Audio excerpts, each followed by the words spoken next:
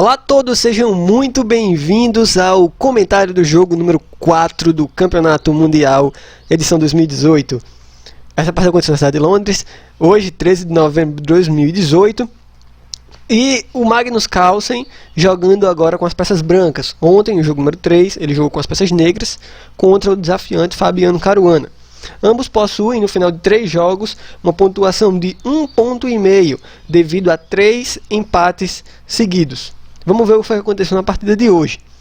No fim, eu vou mandar aquele salve para todos aqueles que pediram no vídeo anterior e nos outros vídeos que a gente foi fazendo, beleza? Então fica até o final, se você pediu, seu nome vai estar incluído com certeza. Vamos lá. O Carlsen hoje veio um pouquinho diferente. Veio com C4, uma abertura inglesa. Tá? Depois de E5, cavalo C3, temos cavalo F6, cavalo F3, cavalo C6. A variante dos 4 cavalos. E aí depois de G3, D5, a gente chega aqui, né, depois de peão toma em D5, cavalo toma em D5, bispo G2, bispo C5, a gente chega numa espécie de siciliana, só que de cores invertidas, né? Lembra muito a siciliana dragão, inclusive, onde as negras fazem o seu fianqueto aqui na casa G7, né? E ficam sem esse peão porque tem trocado pelo peão D das brancas, né? Ficam sem seu peão C nessa troca que acontece aqui geralmente. Então, é uma variante bem aguda quando jogada de negra, certo? De brancas é um pouco mais tranquila. As brancas têm um lance extra. Temos roque, D3, torre E8, bispo D2. E aqui que tá. Com o lance bispo D2, o Caruana simplesmente vem para a troca de cavalos. Depois de cavalo C3, bispo toma em C3. Aqui é um lance interessante de se comentar. Muito provavelmente você devia estar esperando peão, toma, né? Mas de fato as negras ficam muito bem depois desse lance, né? Mesmo que seja uma captura, por exemplo, em direção ao centro, vamos dizer assim, como manda o protocolo. Nesse caso, uma pequena exceção, bispo toma em C3 é mais interessante, coloca uma certa pressãozinha aqui, né? E vai ficando interessante o jogo. Vamos lá, seguiu aqui nessa posição cavalo D4. Nessa posição o Caruana já mostra mais ou menos as intenções dele, né? Ele simplesmente convida o Carlsen para trocar cavalos. Ou seja, se essa troca se concretiza, o jogo fica muito tranquilo, certo? Porque par de bispos para ambos os lados, peças maiores, nenhuma coisa muito estranha assim na estrutura de peões, então o jogo tende a adentrar em águas calmas muito rápido. Seguiu aqui B4, nada de trocas imediatas. B4 ataca diretamente o bispo das negras que vai para a casa de D6. E aqui que tá. Aqui tem muitas opções possíveis. No jogo, na partida, a gente teve torre B1, dando certa proteção e um certo apoio ao avanço do peão. Como também é um caso clássico da defesa inglesa, né? As brancas geralmente jogam na ala da dama com avanços, por exemplo, como A4, B4, inclusive B5, suportados pela torre que geralmente vem para a casa B1. Contudo, tem umas linhas interessantes aqui que vai ser praticamente o foco da nossa análise de hoje, tá? Uma linha muito interessante a se seguir é de fato você simplesmente capturar aqui o cavalo em D4 e depois que as negras retomarem, simplesmente sair tomando o peão aqui em D4. Agora, né, para de fato conseguir a igualdade, as brancas têm que ter um certo cuidado, vamos dizer assim. Claro que elas não estão ganhando um peão, as negras poderiam, por exemplo, recapturar esse daqui de volta, não é? Não seria tão legal assim, porque no fim, por exemplo, vamos supor que ocorre essa troca aqui. No fim, deveria ter um peão aqui na coluna B e um peão na coluna E. Então é uma troca vantajosa para as brancas. Trocar um peão meio que de B pelo peão da coluna E, certo? Um peão lateral por um peão central. Contudo, as negras não são obrigadas a tomar esse peão. Elas podem tomar aqui em G3, meio que entregando o bispo, trocando, né? Bispos na verdade, recuperando o peão de volta, aproveitando que esse bispo aqui ele está simplesmente sem proteção alguma. Depois que as brancas retomassem, que de fato é o lance correto a se fazer, tá? As negras retomariam e o jogo continuaria, né? Com torre B1 defendendo o peão aqui do ataque da dama. O que é que acontece? Você pode estar se pensando, não, Renan, mas vê, e se, por exemplo, depois de o bispo tomar em G3, beleza, está tendo o ataque aqui no bispo de D4, mas vamos supor assim, por que eu não posso tomar, por exemplo, esse peão aqui na casa G7? Ó, seria meio ruim, porque as negras tomariam a vantagem numa sequência muito interessante de lances. Por exemplo, olha só, a primeira. As negras podem sair tomando esse peão aqui com cheque em H2, né? E aqui agora é praticamente impossível não tomar de volta, rei tem que tomar em H2. E aqui seguiria agora dama H4 com cheque, não tomando o bispo de forma imediata. Depois de rei G1, único lance, né? Agora tem um lance muito fantástico, muito interessante, muito legal. Aqui o jogo adentra águas calmas e fica em tons de igualdade de novo, se o rei tomar diretamente o bispo na casa G7. Porém tem um lance que não é tão intuitivo assim, e um lance muito interessante que é o lance bispo H3, tá? Com a ideia de que? A ideia é jogar dama G4 com a ideia de mate aqui na casa G2, certo? Então é um lance bem complicado, é um lance muito difícil e que tem que ter muito cuidado. Aqui você não deve tomar este rapaz, certo? Porque se você tomar, a dama retoma e é mortal essa vinda da torre aqui para uma dessas duas casas, certo? Então, vá por mim, não invente de tomar esse bispo aí. O mais correto é jogar o lance E4, né? Agora a dama simplesmente tem um certo controle na casa G4, se a dama for para lá, ocorre a troca de dama, certo?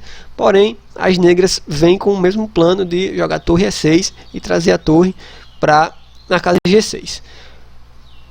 Para as brancas aqui essa é uma variante muito complicada, né? Principalmente de ver esse lance aqui, bispo H3, claro que depende muito de várias situações, né? A gente está só ponderando aqui, né, algumas análises, por exemplo, porque não dá certo ter tomado aqui em G7, mas, por exemplo, depois de torre E6, olha que lance interessante para meio que manter a igualdade. Qualquer lance diferente desse perde e perde feio, né? As negras conquistariam uma vantagem absurda. O lance que o Stockfish recomenda é bispo E5, meio que dizendo, não, você não tomou aqui, mas você pode tomar aqui, meio que para desviar a torre um pouquinho, distrair um pouquinho a torre para o lance F4, é coisa de computador mesmo. Depois que a torre voltasse para E6, só então tomar, depois que a dama retomar, tentar fugir com o rei, né, com o rei F2. As negras poderiam continuar com o lance e então as brancas poderiam jogar rei G1. E aí depois de algo do tipo torre D8, mantendo-se aqui, de olho nesse peãozinho aqui, né, as brancas poderiam tentar algo do tipo dama F1, tentando trocar as damas, mas depois de dama H2 cheque, o rei poderia vir para E3 e as negras têm uma posição muito confortável para lutar, certo? Principalmente com ideias aqui de torre G3, outro lance também que é muito forte e que acredito ser coisa de computador. Mas, enfim, é sempre muito interessante dar uma olhada nessas variantes. Acredito que tem muito que se aprender às vezes, né, no cálculo. É muito interessante levar em consideração essas variantes. Na partida seguiu coisas calmas, né, águas calmas. Torre B1 foi o que seguiu, depois de cavalo toma em F3, de novo. Agora, como eu tinha falado, permitindo que tome-se o cavalo, às vezes até existem linhas também com o cavalo D2, por exemplo, tá? Só para manter um par de cavalos no tabuleiro em troca de uma provável ação, né, no futuro. Muitas vezes o cavalo acha uma casa interessante aqui em C4, né? Às vezes vem para B3 ou C5, por exemplo, né? Mas seguiu torre B1, permitindo que o último par de cavalos fosse trocado, e aí seguiu, né? A6, as negras têm que ter um certo cuidado justamente com o desenvolvimento desse bispo, né? Elas têm que decidir quanto antes, por exemplo, essa questão aqui desse bispo ser dominante ao longo dessa diagonal, né? Do bispo das brancas ser dominante ao longo dessa diagonal. Então elas têm que decidir se elas vão jogar com C6 ou não, por exemplo, né? Que de fato segue depois de A4, que também, né? A4, de novo, a gente já viu que é uma das estratégias das brancas. C6 foi o que de fato seguiu, né? Simplesmente cortando a atividade desse bispo nessa diagonal. O torre E1. Aí aqui agora o jogo se desenvolve de forma muito padrão. Bispo D7, E3, dama vem para F6 atacando o bispo, que vem para casa E4, certo? bispo F5 vindo para troca, uma vez que esse bispo não era tão legal aqui, né? Não estava muito bom, estava servindo de muita coisa, então você, como manda o protocolo, troca suas peças ruins. Dama F3, meio que não é nem que dá uma defendendo no bispo, a ideia é simplesmente trocar damas depois de bispo toma, dama toma dama, peão toma o bispo, e aqui a gente chega numa posição no mínimo engraçada, eu diria, né? Peões dobrados em ambos os lados, por exemplo, em E4, porém bispos de mesma cor, ambas as torres no tabuleiro, e uma posição sólida para ambos os lados, ninguém tem fraquezas, de certa forma. Temos B5, torre de ED1, o bispo volta para casa F8, estava sendo atacado, algumas trocas de peão, certo? Que de certa forma favorecem as negras, né? Dá uma certa atividade a essa torre que estava aqui, dominando agora ela passa a dominar a coluna A. Temos rei G2, torre de ED8, convidando para uma troca de torres, nada disso. Temos rei G7, bispo volta para casa E1, torre DC8, torre C2, com ideias às vezes até de dobrar aqui, né? E colocar uma certa pressão no peão em C6, já que ele está um pouco atrasado. Mas as negras conseguem neutralizar isso com torre A4, mantendo uma pressão de volta nesse peão aqui em B4, né, tanto com o seu bispo quanto com a sua torre. Então seguiu rei F3, H5, rei E2, rei vem para a casa G6, H3, F5, peão toma F5 com cheque, rei toma F5, troca de peões aí, né, desdobrando para ambos os lados, F3, bispo E7, E4, rei volta para casa E6, e depois de bispo D2, bispo D6, temos torre de BC1, e os jogadores no lance número 34, né, acredito que foi a partida mais breve de todas, os jogadores acordaram empate nessa posição. Por quê, Renan? Vamos supor que você deve estar pensando, por que empate? Olha só, uma das linhas é mais ou menos a seguinte, vamos supor que as negras tomem aqui, as brancas podem trocar, certo? E aí depois de torre toma o peão lá em cima, a torre, né, troca de torres, o rei tem que sair do cheque. Se a torre vem para H6, por exemplo, para tomar o peão, torre B2, cheque, e fica aí nessa de ficar dando cheque, né, e o rei tem que ficar indo, voltando, subindo, descendo, e as brancas não fazem nenhum progresso. Então é praticamente um empate forçado, né, aqui nessa posição. As brancas não tem como aproveitar, por exemplo, sair tomando esse peão, tentar criar algum peão passado, porque esse rei não tem nem como tentar escapar aqui por cima, né, dividir esse peão aqui. Então sempre vai ficar nessa daí. E se o rei sair desses peões aqui, a torre das negras também pode sair tomando eles. Fica um empate forçado praticamente. Então é isso, essa foi a partida de hoje, partida bem tranquila. E agora, como prometido, eu vou mandar o salve da galera. Dividi a galera em dois grupos. Tem uma galera que coloca o nome, né, da sua conta com outro nome que não é o dele, assim, né? Canais que tem outros nomes, então eu simplesmente separei eles da galera que tem de fato assim o seu próprio nome no canal, tá? Então eu vou começar com essa galera aqui, que são outros nomes, como por exemplo o canal Play Easy, diz que está sempre acompanhando, então muito obrigado Play Easy, forte abraço. O canal Eu Tenho 12 Anos, salve para você. Salve para o canal Detonadex também, que está sempre acompanhando a gente, muito obrigado. O canal Agon, ou Aegon, não sei, o canal Didix e o canal Keiton Aot, ok? Então muito obrigado a todos vocês pela sua companhia. Também quero agradecer agora a cada um de vocês que tem estado comigo, que pediram, né, pra gente mandar um abraço, mandar um salve. Então, salve para o Maicon Douglas, para o Agel Escudeiro, para o Igor Gomes, salve para o Wesley Gonçalves, para o Vitor Stealth, para o Micael Santos, tá? Um salve especial para o Gabriel Guedes, um salve para o Júnior Alves, um salve para o Reinaldo Pereira, salve para o André Castilhos, salve para Henrique Soares, para o Everton Wevcru, que a gente sempre, né, comentou aí sobre xadrez bastante tempo aí.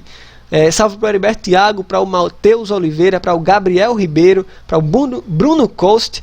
Bruno Costa que pediu um salve nordestino. Eu costumo dizer que o nordestino cumprimenta o outro, não é com e aí, beleza? E aí, tá ligado? Então eu mando um e aí para o Bruno Costa. Salve para o Carlos Malaguti, para o Igor Álvaro, para o Richelle Henrique, para o Emerson Martins, para o Lucas Vinícius. Salve para o Carlos Adriano, para o Murilo Souza e para o Paulo Vini. A vocês o meu muito obrigado por vocês estarem comigo. Se você não está nessa lista, se eu esqueci, se você não pediu, se você quiser um abraço, pode deixar aqui nos comentários que eu também mando no próximo vídeo, beleza? Galera, eu também notei que tem uma galera que fica perguntando assim, coisas básicas sobre o Mundial, como por exemplo, quantas partidas são, qual o horário, onde é que está passando. Então, volta no vídeo de aquecimento, né, que a gente postou vários detalhes, várias informações para a galera, e eu acredito que muita gente não viu. Então, se você ainda não viu e quer ter maiores informações, dê uma olhada que lá tem bastante coisa para você se situar nesse Mundial, inclusive com datas, enfim. Gente, muito obrigado, forte abraço. Não sei se você achou um pouco decepcionante essa partida, né? Todo mundo esperando aí ação, adrenalina, luta, mas é assim mesmo. Um match, ele é muito complicado, né, de se jogar. Só quem tá ali mesmo jogando é que sabe.